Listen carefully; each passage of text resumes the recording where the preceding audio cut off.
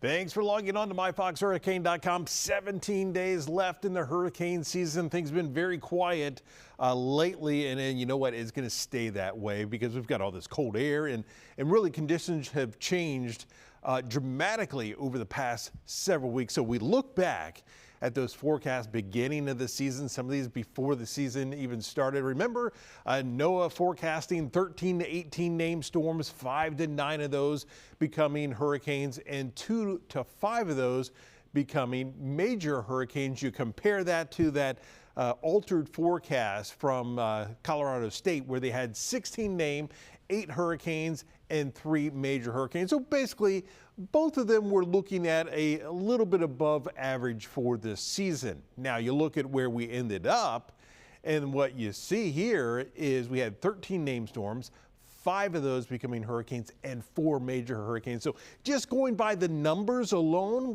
we're actually a little bit of a below average season. But we talk about this beginning of the season, before the season even starts.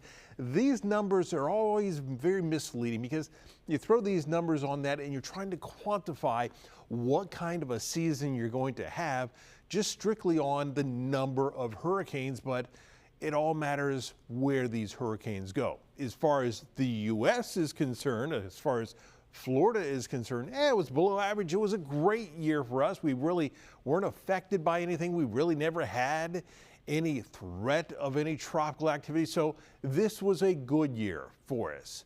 But if you were down in the Caribbean, if you were in Jamaica, across these areas, it was a devastating year. If you were in Bermuda, it was a very busy year with these threats, one after the other of these storms. So these numbers don't always tell the story, but what's interesting to take out of this, and I've mentioned this before, is you look at the number of hurricanes we had, 5 hurricanes, and then you compare that to the number of major hurricanes. That's a category 3 or more. And what you notice is basically once we got up into that hurricane strength, if it had the conditions to make it up to a hurricane, it was more than likely going to really intensify and become that major hurricane. So we're seeing more and more of these storms that are becoming major hurricanes. So that was a really interesting thing that we saw this year. How many of those just ramped up so quickly in intensity? So now you look across the entire Atlantic basin down into the Caribbean, everything is quiet. You do see a little flare up of some showers and storms across the western Caribbean.